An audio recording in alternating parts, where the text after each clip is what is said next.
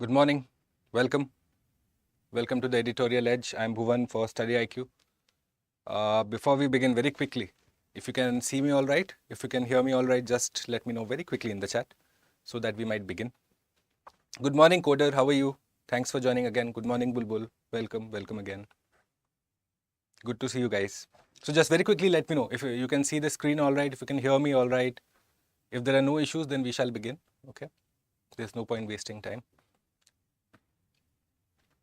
Just very quickly, guys. We do not have much time. All right, seems like all systems are a go. Thanks, Coder. Thanks for letting me know. Okay. So, guys, two topics. Firstly, if you have been observing all the editorials that are getting published nowadays, so most of it are to do or like a take on the critical outcomes of the India-US, the recent visit of the Prime Minister to the United States. Good morning, Lekam. How are you? Good morning, Rajan. Welcome all of you. Right. So what we are going to do is take a look at each of them individually. So we have done, say, the space bit. Now there are other sectors, say environment, there has been some development. In terms of defense collaboration, there is some development. Clean energy, there is some development. Okay. Today we'll look at minerals, specifically critical minerals. What are critical minerals? And what is this recent initiative, the MSF, the Mineral Security Forum, a partnership, Mineral Security Partnership. All right, so we'll take a look at that. And not just again from the prelims perspective, but also we'll think of it from the means perspective. Okay, every point, the whole point of like these 45-50 odd minutes is that you should be able to answer a question based on this. Okay, so we'll do that. Right, so again, just very briefly before I move forward, last evening, I did an explainer video on the strategy for a newcomer, someone who's attempting again the UPSC examination, and someone who's a working professional. So it's a macro overview that I've provided. If you fall in this category, I suggest you go check out that video. And then there will be a explainer video coming for each of these three categories as to what should you be doing, say, for the next 6 months, plus the next 6 months thereafter. All right. So again, I'd advise you, in fact, encourage you, go ahead and have a look at that. Okay. This is my Telegram channel, guys. Those of you who have joined, I am very grateful to you. Thank you. Finally, we have more than 100 members, so I'm quite pleased. So I can only thank all of you for joining. And if you haven't joined, well, go ahead, Most of the videos, most of the content that is pushed out is based on the problems that you guys are facing. Okay, that is the whole point of it. Okay, so go ahead, join the Telegram channel, and like it is, first we'll discuss the rare earth elements, critical minerals. What are critical minerals? How are they different from rare earth elements? This will be a major topic for the day. If you have been looking at this, we do one major topic, one main course, one desert. So this is going to be our main course for the day. Whereas the desert, we'll quickly look at Mineral Security Partnership and the critical minerals. What's the difference? What's the linkage? All right. So before I begin, very quickly, a morning batch is coming up soon for those, because again, a large amount of the feedback received from the student community was essentially that most of them cannot say spare time in the evening. Okay. Again, working professionals, students have their own compulsions. And so morning batch, thankfully, has been announced by the management here, starting just next week, in fact, on the 10th. All right. And this is again just for the morning batch. The hand holding, the complete thing stays intact. Only the classes will be in the morning. And so this begins on the 10th. Go ahead, look at the course brochure. Okay. The language of your choice. Use the code BALIVE, as that will be of benefit to not just you, but also I benefit in terms of I become a part of your journey. All right. So go ahead, have a look at the course brochure and join us for the morning batch. All right. So now the recent questions, you have had questions that have been asked, say, on minerals. So if you were to just categorize geography, okay, resource geography is now very important. You have, say, the different forms, the other forms, the physical, the human, the Indian geography, world geography, all that is fine. But now you need to be studying resource geography as a separate component. And so this is again a very recent phenomenon, some might say, but no, it's not. In fact, if you look at the question paper of 2012, Prelims, you find that UPSC goes ahead and asks a question on rare earth elements, rare earth minerals. All right. So have a look at this question. Recently, there has been a concern over the short supply of a group of elements called rare earth metals. And thereafter, the three options. Have a look at them and go ahead. Which of them are correct? See if you can answer the question right now. If you can't, don't worry. Good morning, Jyoti. Welcome. If you cannot answer it right now, don't worry. Okay. However, this is only to inform you that this recent conclusion drawn by many individuals that rare earth elements and minerals nowadays have come of importance? No, they have always been in importance. UPSC always expects you to know resource-based geography. Okay, so the first evidence of this is obviously that you see in the 2012 question paper. Okay, have a look at this. If you can answer this, or if you are able to go ahead and answer this for me, go ahead and quickly write in the chat the answer to this, and we'll see. For those of you who do not know, don't worry. Answer coming up soon, first after the concepts.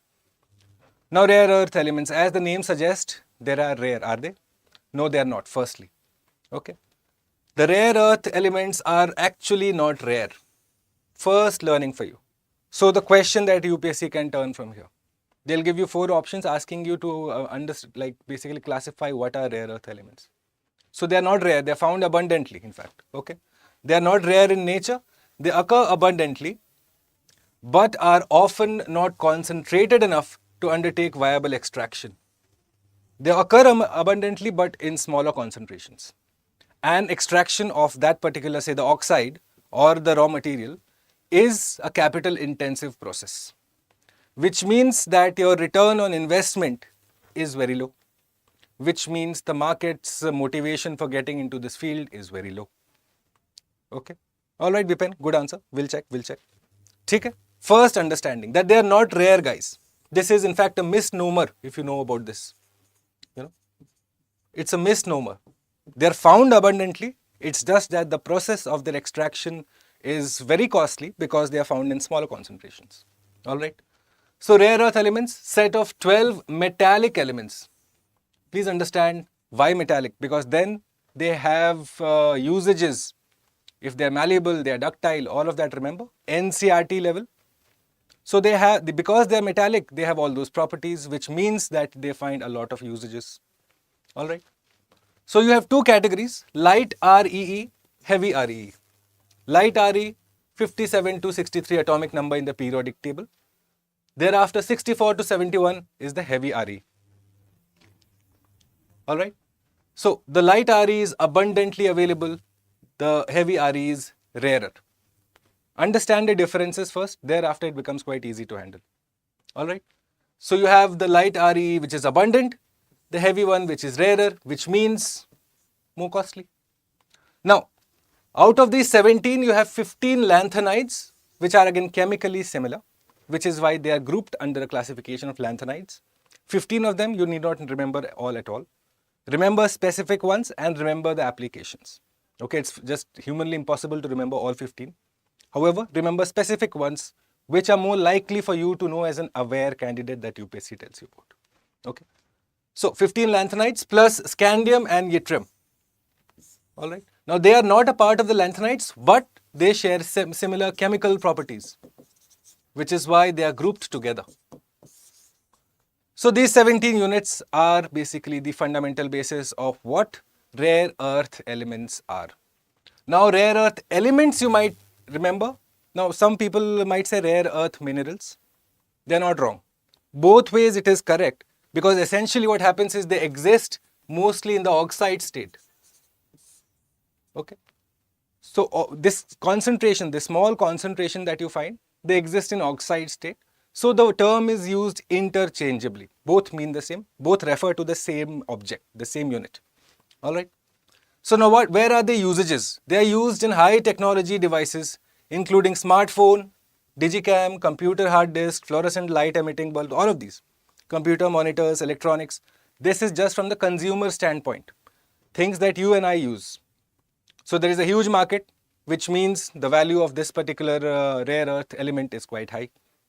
That's not all. Not just say responsible for devices that you and I use. 17 metallic elements, Anjali. All right. It's not just that what we use. You are also looking at usages, say, in clean energy development.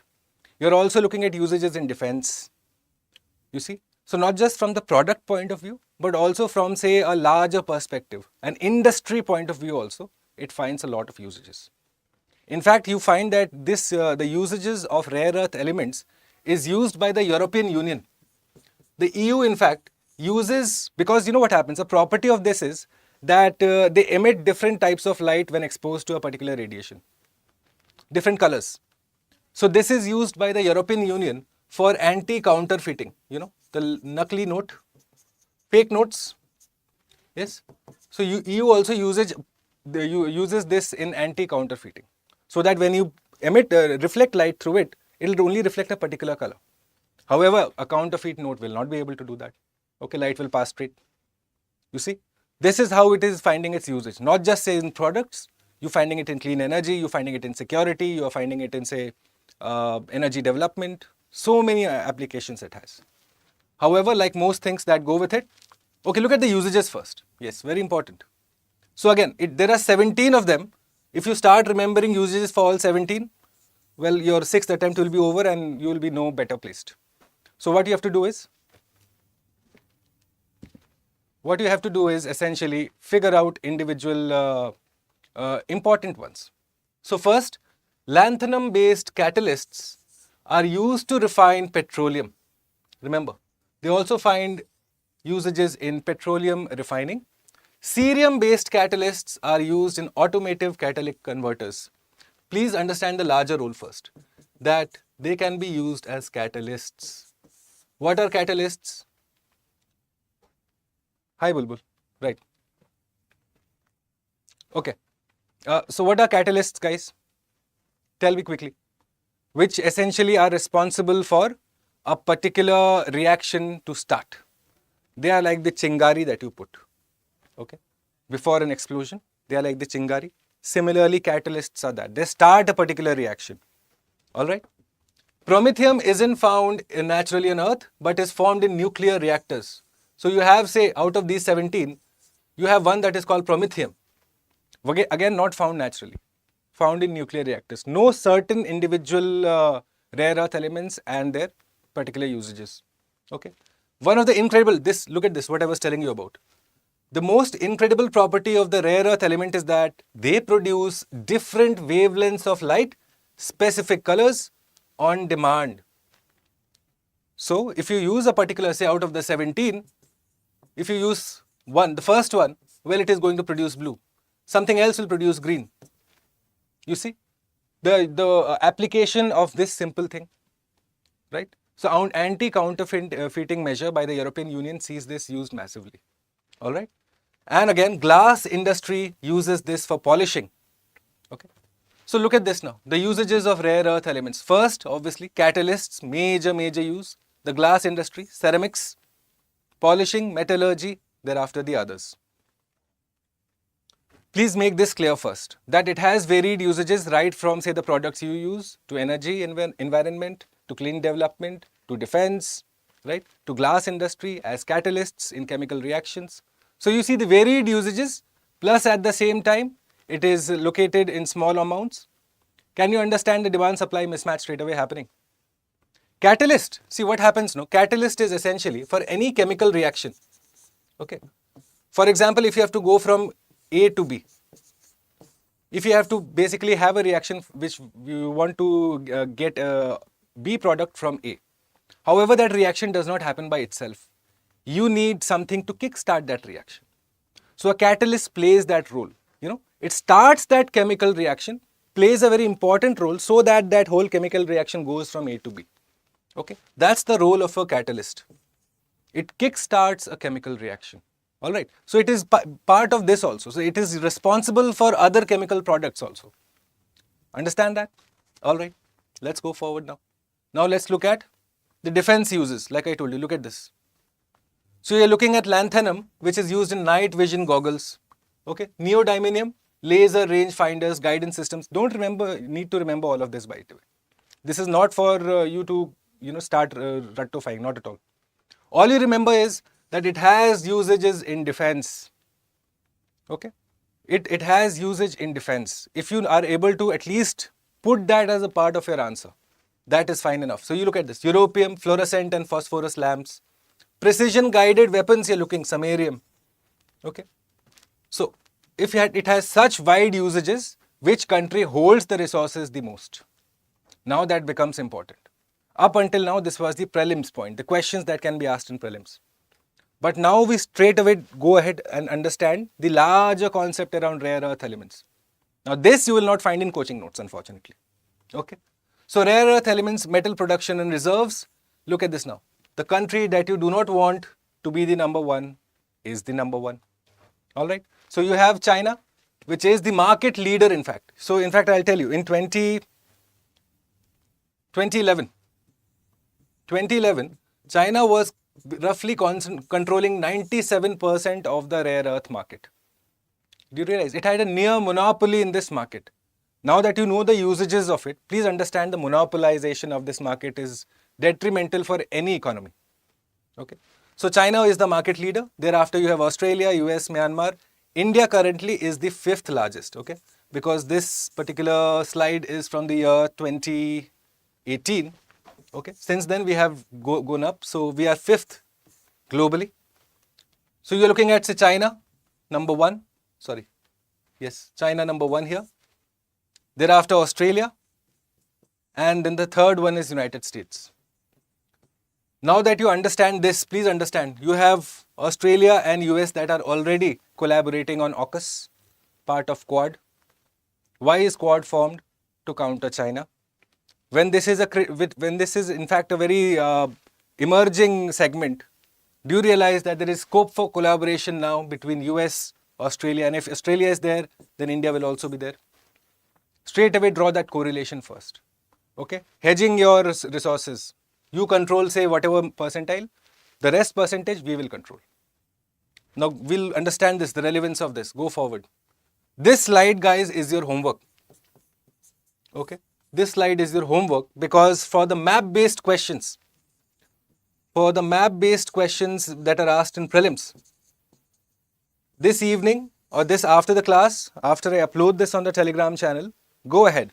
There are around, say, 15-16 places. Just quickly have a look at them. Don't need to research in detail. Have a look at just their location. That's all I ask. So for this, say you have Thor Lake, Strange Lake, Liberty Hill, Mountain Pass, Bear Lodge. Okay. Here you have Bayan Obo, Southern China deposits. Just go ahead, read about them. No more than 15 minutes on this slide. But this is important. Why? For the map-based questions. This is how you are going to solve map-based questions. How do you identify those particular areas that are emerging in the news and yet you do not have any idea about where they are located? This is how.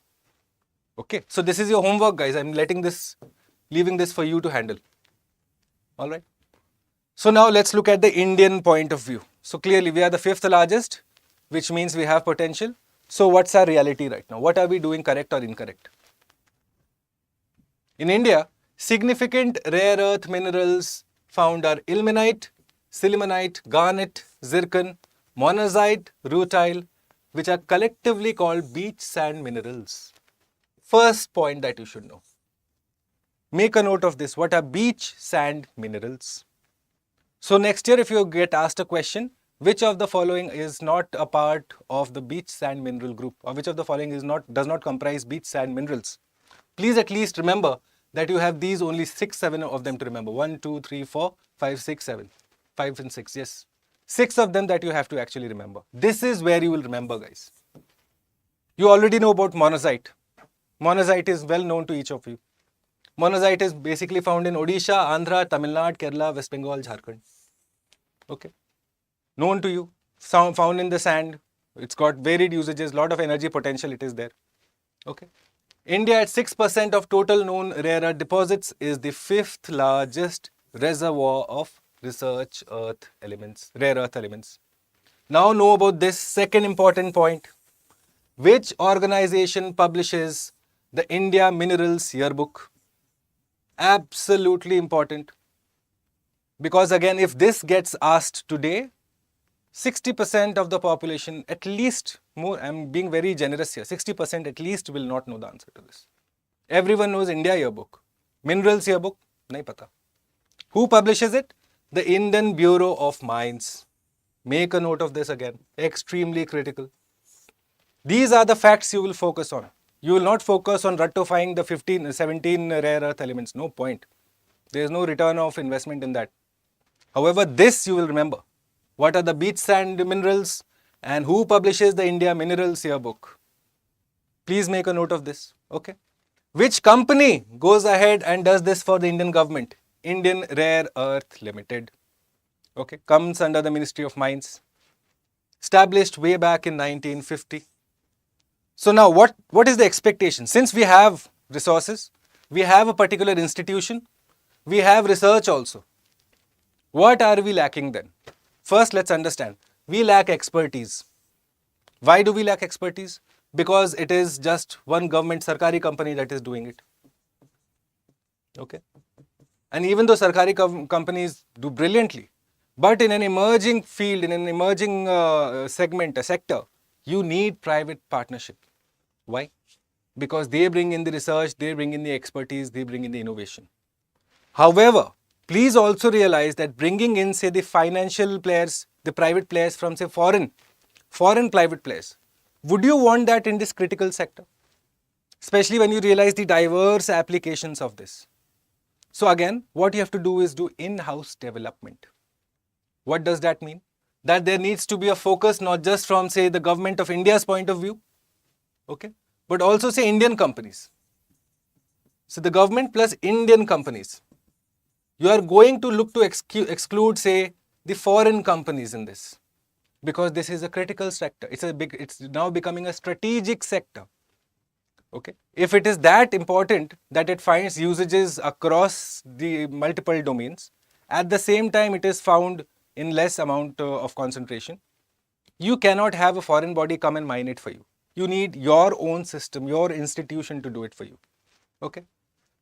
Large capital outlays, high technology for extraction, processing and logistics. These are required, guys. If you're actually going to harness this particular field, you need a lot amount of money. Why? Because again, lesser amount.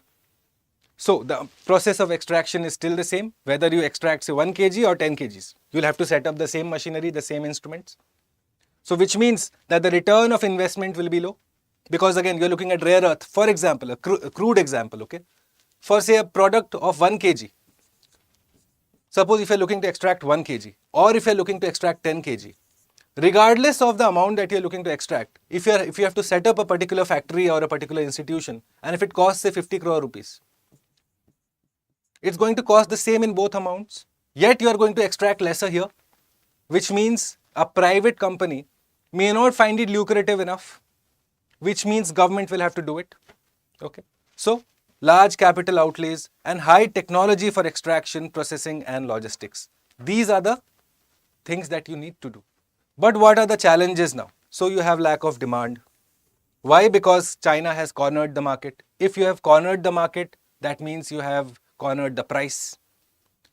Do you understand that? If you are in a monopoly, you already have the first mover's advantage. Why do you think everyone uses WhatsApp? Why not, say, the other messaging apps? WhatsApp, Telegram, these, again, duopoly here also, more or less, but okay. Why not the other ones? First mover's advantage. China has the first mover's advantage here. Okay. Lack of entrepreneurship because no ecosystem created. It's just this one sarkari organization that is doing it. Okay. Low investment in technology and no private sector footprint. In fact, complete lack of private sector. You do not find any particular organizations that are again going in this particular field. And that is not surprising because again, it's financially unviable for them. Right? So let's go forward now. Now look at the mains perspective, guys. This is where your mains perspective comes in. Every day we do this, no? We go from prelims to the mains perspective. Now we are slowly gravitating towards the mains perspective. So this is again a very good quote, which you can write in your answers. If you are, say, writing about India's mineral policy or something like that, sorry. If you are writing something about a question on India's mineral policy or, say, India's mineral framework, what should it be doing? How is it going to compete against, say, the other players in the global market? This is a very good quote to start off your answer with. Okay. So China has nearly monopolized the production 97% share in 2011. Do you realize this? If you have 90% share, that you have essentially cornered the market. It's all for you.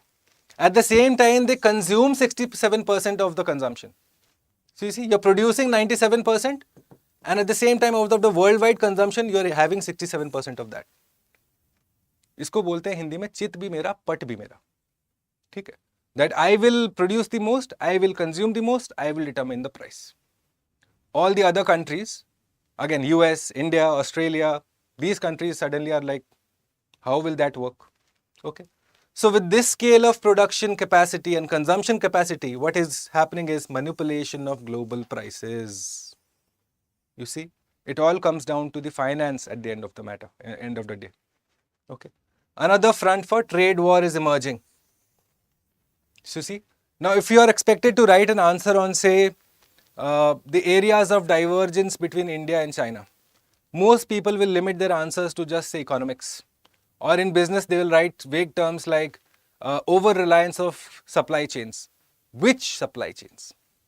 So a good student will probably write supply chains regarding, say, semiconductor, regarding rare earth elements, which are intrinsically linked at the same time. Specific examples, guys. This is what gets you marks and means. This is what you are also going to put as a part of your topical notes that I mentioned yesterday. So if you are making a topical note on, say, India, China, friction points, okay, most people will think from the military perspective. Most people will think from the economics perspective, but limit themselves to those vague terms only. You will write specifics. Give examples. Rare earth elements is a good example to give. Clear? Okay, so this is that fellow, Deng Xiaoping, who was the architect, in fact. He is supposed to be the one who opened up the Chinese economy after Mao Zedong, who was focused inwards completely, you know. So Deng Xiaoping is the one who actually not opened up, but basically shifted the focus of Chinese economy from an agri-produce based to a manufacturing produce based. You know, if you have to think, say, he was the one who bought in, say, sort of make in India, make in China. You know, he was the one who did that. So this is his strategy that is playing out. So now what should India be doing? Now that I've told you the whole lekha jokha, the whole story of this sector, okay, that we have the resources, we cannot have private sector, foreign private players come in. Sarkari over-reliance is too much. What should we do now? Number one, have a nodal organization like the Indian School of Mines in Dhanbad. The JEE students will know this, okay. Those who you appear for the JEE, in fact, which is called by a separate name now. So the undergrad students get selected for Indian School of Mines, Dhanbad. Again, an organization like a legacy organization, you know, rich history. It has been there since long time. So obviously, a lot of R&D is happening there. Make it the principal technology base. You know, make it your nodal organization. Declare it a center of excellence so that it can start collaborating. Why? Why do you need collaborating? Because again, this is an emerging field, okay? And at the same time, you're looking at knowledge transfer. Why? Because the process is capital intensive, plus technology is required. You need continuous upgradation of tech. So you need a nodal organization to do that for you, that academic liaisoning. You know, so you have Indian School of Mines, Dhanbad, that will say liaise with some Australian School of Mines, Canberra, for example. I am not even sure if something like that exists, but please understand, this is what it will do. It will liaise with, say, a working group or a research group in US. You know, collaborate with them. Separate department, set it up quickly. Institutional framework, this is, guys. All of this is what? You are setting up the base. First, have an academic base, then have an institutional, a policy base. Have a separate department of rare earth elements, which will help in policy making and strategic orientation. Clearly, this is a strategic sector, a sector of immense importance, which means you need to have specific people assigned to it. Okay. Public sector investment will be the fulcrum of effort, as foreign investment has intrinsic issues. Again, a mains question can be drafted from this statement, guys. In this statement lies a mains question. Okay. You will have to realize the security imperatives of, say, a foreign player coming and investing in this market. How good is it for our own national interest? Clear? Acknowledge this space as strategic sector with policy interventions to make this sector lucrative and competitive for entrepreneurs with adequate incentivization. Right now, it is just not lucrative enough. If you have, say, money in the bank, and if you want to say, okay, how do I go ahead and use it for rare earth elements? Firstly, it's just too capital intensive. The output is less, which means anyways my motivation to invest in that area is zero. At the same time, government control of this area is far too high. In fact, there is no private sector intervention at all, which means more hassle for anyone who's looking to invest their money in this. You need to ease it up for them. Indian people should be encouraged to invest their money here. no foreign people. Why? Because it is linked to your whole economy. If the volatility were to be introduced in this particular segment, it directly affects our, say, security imperatives, national imperatives. All right. So the US-led MSP will assume the status of something like the present nuclear suppliers group. You know about this, no? What is NSG? What is the nuclear suppliers group, guys? Which essentially controls the proliferation of nuclear weapons. You know, it's like the parent body that will decide who is a part of this exclusive club, who is not. Similarly, MSF that has been signed recently, the Mineral Security Partnership, MSP in fact. Okay, Mineral Security Partnership, US-led. So why is that being formed? Because these countries are now come together, club their resources, club their knowledge sharing, their tech, whatever it is, to counter the monopolization of this sector by China. Okay, this is what is happening.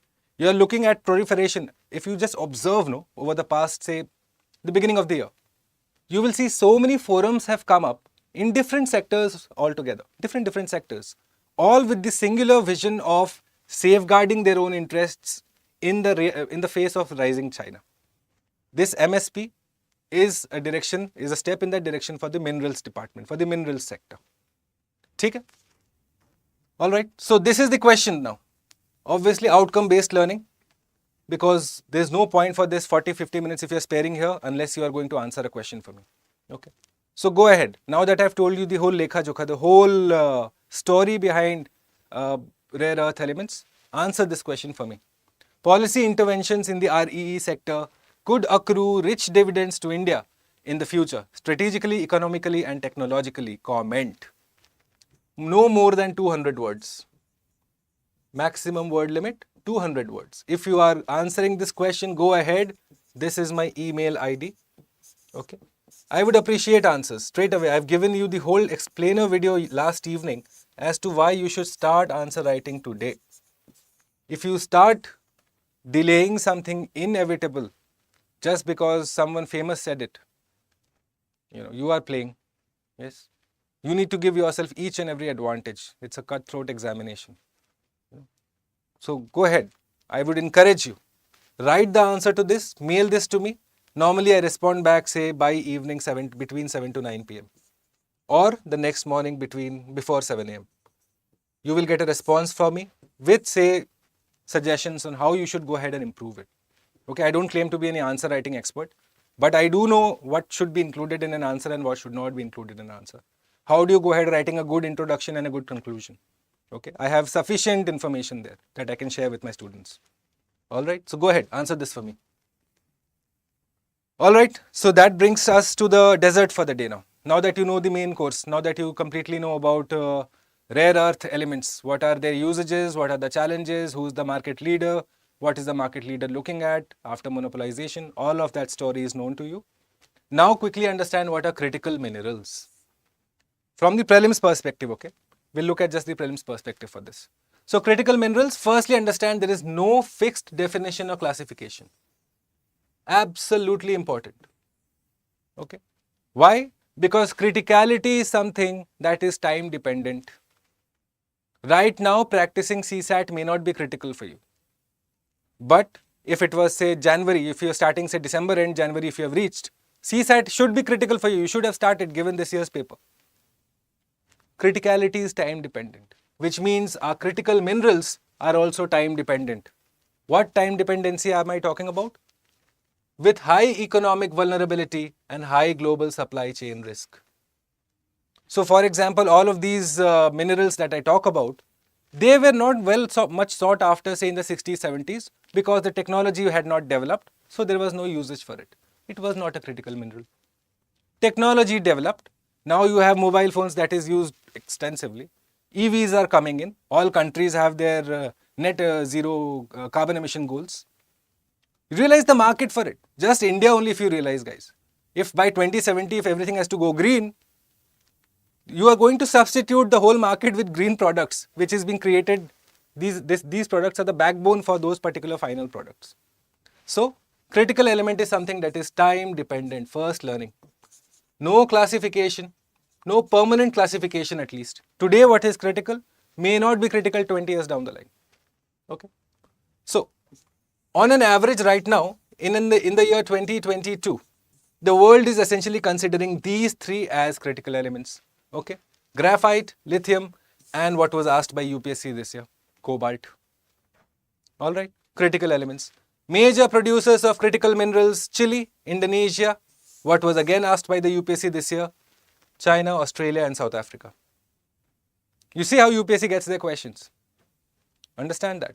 Now, I don't claim to be any soothsayer, I don't claim to be any guess master, no. All I'm saying is there's a method in how you go ahead and study and prepare. This is the method. Okay. So now that you understand critical minerals, look at the recent security partnership that has been signed between India and, well, the US. India has essentially become a part of this grouping now. Why is this grouping important?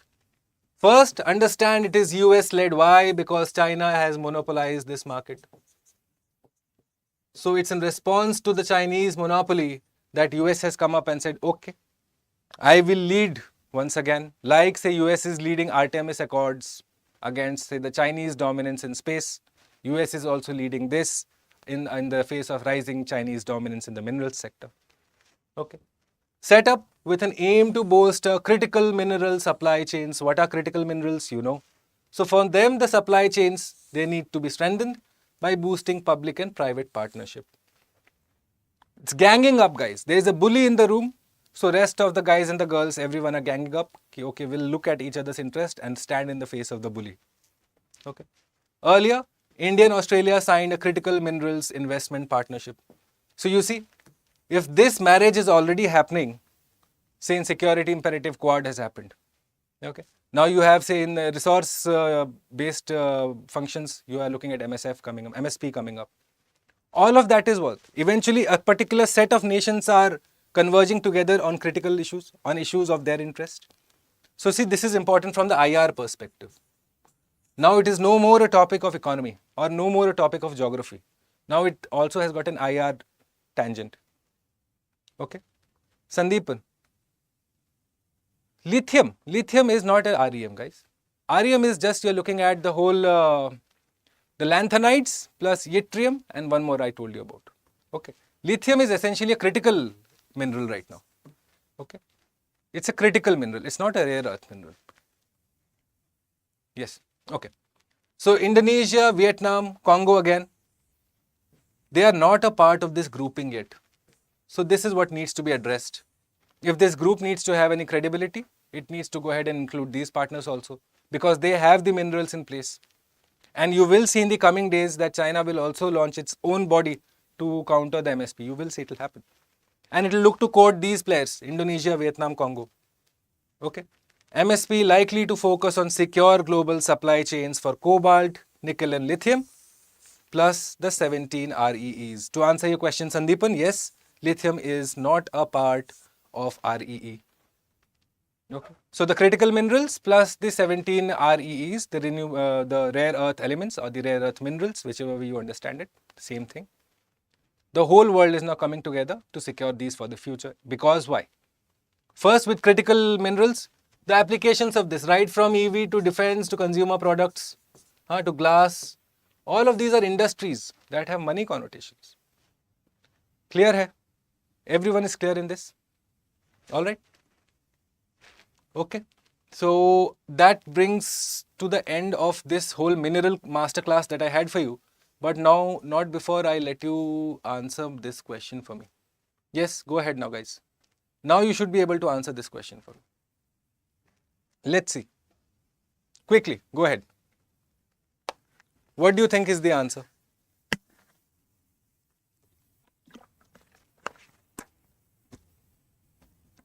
Are rare earth metals or rare earth elements only found in these countries? China, Australia, Canada and Chile. They are not found anywhere else. What about our own dear India? India has rare earth elements, no? Right? I just told you about the beach sand minerals, oxide form. Is statement 2 correct? Correct, Koda. Well done. Good answer. Everyone else, guys, come on. I've given you the whole master class that you need on minerals. Answer this question. Even if you get it incorrect, don't worry. Don't worry. Sandeepan, 1 only. Why? What's wrong with 3? They're essential for the manufacture of various kinds of electronic items, and there is a growing demand for these elements. What's wrong with this? It's a completely correct statement. 3 is absolutely correct. Okay. China, which is the largest producer, monopoly, 97% of the market. Okay. These elements has imposed some restrictions on their export. Obviously, it's China, no. By default, guys, assume if you see something bad, when it comes to market economics, and if China is there, yes, they are responsible. Okay. And other than China, you obviously find in India also. In fact, we are the 5th largest. Okay. So this statement is incorrect, which means your answer is clear. Now, how would you answer this question? Let's have a look at this too. Okay. How would you answer this question, guys? What are the key elements of the answer that we are looking at here? That investments or policy interventions in the RE sector could accrue rich dividends in these 3 things. Can you answer this question for me now? Good answers, guys. Lekam, Bipen, Bulbul, Jyoti, bahut acha. Well done. See, it tells me that you are paying attention. Good. How about this, guys? Please go ahead and answer this for me. Don't worry about if you cover just 2 of these and you do not have any idea how to put your views here. Does not matter. Attempt. Okay? Don't be scared. There is nothing to be scared of. You will learn. Eventually, you will see in 2 weeks, you will be much better pleased. If you have seen the video last evening, I have told you that UPSC is all about repetition. The more you repeat, the better it becomes. You repeat concepts, you repeat chapters, you repeat art of answer writing. Do that. Don't listen to vague opinions, that, oh, you shouldn't start answer writing from day 1. What are you saying, yaar? Your whole rank is decided by your skills, what you write in the mains examination. If that you are not addressing, what rank you are hoping to aspire for? You are looking at competing with, say, students from the best of colleges of Delhi University, Chennai, Bombay, Calcutta, people with exceptional flair for writing. You are competing against those folks, IITians, NITians, good doctors who know how to write. That's all they do. What are you doing? So go ahead and write. Okay. Send in the answers to my email. I've shared it earlier in the presentation. And so with that, my dear students, we come to the end of this whole presentation. Unless you have any doubts, please quickly let me know in the chat, or else go ahead, join my Telegram channel. Okay. Lot of informative content coming your way. Good answer, Anjali. Bahut badhiya. A lot of informative content coming your way. Okay. And you will see essentially with this information now, if you were to go and read any particular piece on mineral security partnership, any particular piece from any newspaper in the last 7 days, you will be able to figure out the whole article in less than 10 minutes. This is what's required, guys. First, go through the basics, then read the article, solidify your understanding, move forward. Okay. All right. So that brings to the conclusion this class that I had for you. All right. I'll see you guys on Monday morning, 8 a.m. again, as we will take a look at another set of important topics. In fact, we will look to cover the articles not just from tomorrow, but also Monday morning. Okay, Sunday and Monday, both articles. We'll take care of it on Monday morning. Till then, go ahead, have a look at all of this. Have a look at each of the slides, especially yesterday's slide. So now, in terms of India-US convergence that is happening, our space sector is covered, our minerals is covered. We have done defense indigenization extensively. We have done environment extensively. So now your whole outlook is tayyar. Go ahead and read any article now. You will make sense of it. You will be able to answer for it. Okay? Okay. Thanks for joining, guys. I'll see you Monday morning. Till then, stay safe, study well, and stay updated. Okay? Bye. Have a good day, guys.